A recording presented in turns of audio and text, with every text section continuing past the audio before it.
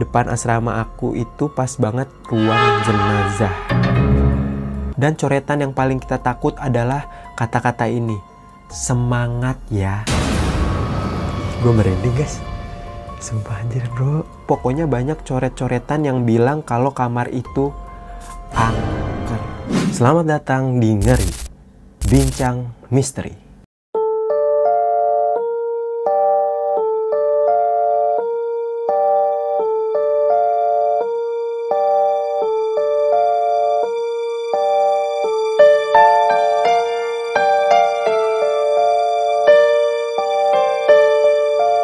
Oke guys, kali ini gue mau bikin konten ngeri lagi.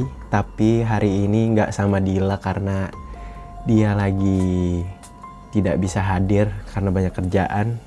Dan juga ini udah banyak yang ngirimin cerita-cerita horor dari subscriber gue ke email gue.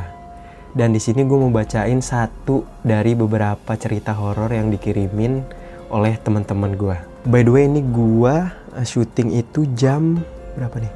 Jam 12 pas. Kalau nggak percaya nih. Kalau nggak percaya. Tuh. 00:07. Pas banget jam 12. Jadi kita langsung aja ke ceritanya. Dia kasih judul Penunggu Asrama RSJ, Rumah Sakit Jiwa. Cerita pengalaman aku pas kuliah. Aku mahasiswa keperawatan, jadi ini ceritanya di asrama rumah sakit jiwa guys. Aku asrama pas lagi PKL. Depan asrama aku itu pas banget ruang jenazah. Kalian bisa bayangin asramanya depan ruang jenazah. Aku tipe orang yang sensitif, cuek juga sama hal-hal yang kayak gitu. Suka skeptis aja. Jadi pas tahu asramanya depan ruang jenazah, itu aku nggak ngerasain apa-apa, padahal gelap banget. Nah karena happy aja, bakal seasrama sama temen-temen cewek angkatan. Dan katanya praktek paling seru tuh di stase jiwa ini. Paling seru itu di stase jiwa ini. Apa tuh stase ya? Kayaknya di stase tuh apa ya? Coba komen di bawah guys yang tahu stase itu apa. Singkat cerita kami emang suka nugas bareng. Ngobrol bareng ya bang di ruang tamu sampai larut malam. Kadang jam 3 juga masih nugas, kadang bercanda-canda juga. Bener-bener vibes kami tuh happy banget. Malam pertama, kedua aman. Tapi pas malam berikutnya kami mulai ngerasa banyak hal-hal aneh. By the way, pas hari pertama itu kami sempet ke lantai 2. Jadi asrama kami ini ada 2 lantai. Aku di lantai bawah.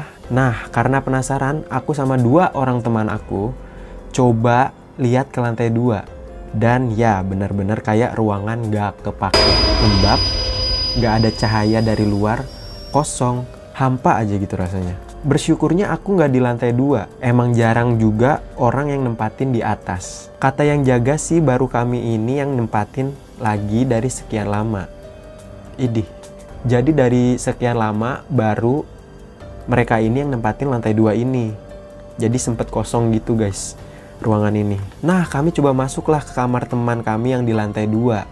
Ternyata ada 2 kasur tingkat yang belum ada bednya.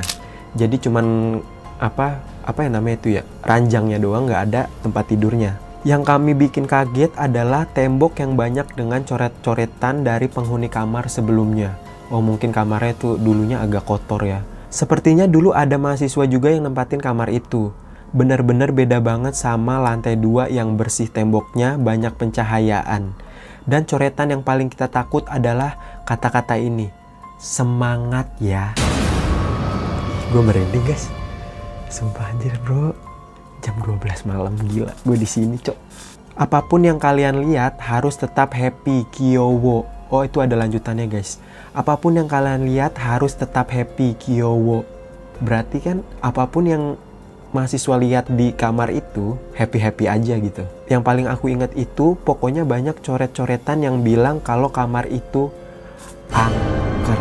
Bisa kalian rasain ada coretan yang nulis kalau kamar itu angker. Ada coretan yang cerita ada makhluk inilah, makhluk itulah, dan ada tulisannya. Pokoknya kalau lihat sesuatu pura-pura nggak tahu aja, cuek. Ya kurang lebih kayak gitu deh bang kata-katanya. Jadi aku ceritain temenku yang satu asrama tapi beda kamar. Jadi pas yang lain pada kumpul di ruang tamu, Teman-temanku satu ini ada yang sakit. Dia habis minum obat langsung tidur. Aku sama yang lain sampai jam 1 di ruang tamu. Temanku yang tidur tadi cerita kalau ada orang yang tiba-tiba gerasak-gerusuk di kasur bawah. For your information, setiap kamar kasurnya emang tingkat gitu bang. Berarti ada yang di atas, ada yang di bawah guys. Asrama ya namanya juga. Temanku mikirnya itu teman sekamarnya. Padahal teman sekamarnya nggak masuk-masuk kamar sampai jam 12 malam. Sedangkan kejadiannya di jam 10-an. Dan kalaupun itu teman sekamarnya, suara pintu kedengeran kebuka. Tapi dia nggak dengar suara orang buka pintu. Soalnya pintunya itu susah banget buat dibuka tutupnya. Pas dia cerita itu, orang-orang mikir halu. Tapi temenku nyangkal kalau dia yakin banget itu nyata. Tapi dia tetap cuek dan lanjut tidur. Dia lumayan bete karena lagi sakit gitu diganggu. Dia langsung lanjut tidur katanya. Nah di malam berikutnya, ini jam 12-an kayaknya. Kami habis kumpul-kumpul ruang tamu dan ingin tidur cepat karena capek banget. Tapi aku sekamar bertiga belum tidur karena abis mandi dan nyuci. Terus biasalah gibah-gibah dikit sama cerita-cerita sambil teriak heboh dong. Aku langsung chat grup yang isinya anak-anak asrama. Kenapa anak di atas? Terus mereka ceritalah kalau ada kejadian halu lagi. Karena kami lagi di stes jiwa. Gue masih nggak ngerti sih stes jiwa itu apa. Mungkin di ini kali ya, rumah sakit jiwa gitu ya. Jadi apapun kejadian hal gaib dibilang halu. Mereka kan lagi nyuci di kamar mandi atas, tiba-tiba pintu kamar mandi atas ada yang nutup kenceng banget. Gubrak! Di tulisan dia kayak gitu. Makanya dia langsung lari kenceng ke kamar lagi. Dan udah aku bilang, di atas tuh nggak mungkin ada angin karena jendela pun nggak bisa dibuka. Oh iya, kenapa kami nyuci malam-malam? Karena yang nyuci malam itu yang shift siang. Oh berarti dia nih PKL-nya tuh ada yang siang, ada yang malam. Oke. Termasuk aku juga, dengan baju dinas 2 setel, mau gak mau tiap hari harus cuci pakai. Makanya bisa sampai larut malam, karena balik jam 9-an sampai asrama makan, mandi, nyuci, jemur, gosok, nugas, repeat. Maksudnya diulang-ulang guys, kayak gitu. Aku setiap jemur di luar yang gelap, sedikit pencahayaan dari rumah sebelah aja kadang ngerasa iseng. Kayak ngerasa ada yang nungguin di depan. Merinding dikit ada, makanya kadang sambil bawa HP, setel musik. Berarti kayaknya ini emang bener-bener serem dah. Lalu di malam berikutnya, abang tahu kan kami tuh bener-bener happy di sana. Kadang sampai nggak kekontrol ketawa-tawa ngakak segala macem. Ceritain hal lucu yang dilakuin ODGJ di sana. Jadi temanku yang seasrama ini, orang yang sekamar sama temanku yang digangguin kasurnya pas lagi tidur, tiba-tiba datang ke asrama dengan jalan pincang. Kami heran dong, dan semua orang langsung menyerbu 1000 pertanyaan ke dia. Lu kenapa anjir? Abis jatuh di mana? Bukan gara-gara ODGJ kan? Awalnya kami bercandain dia.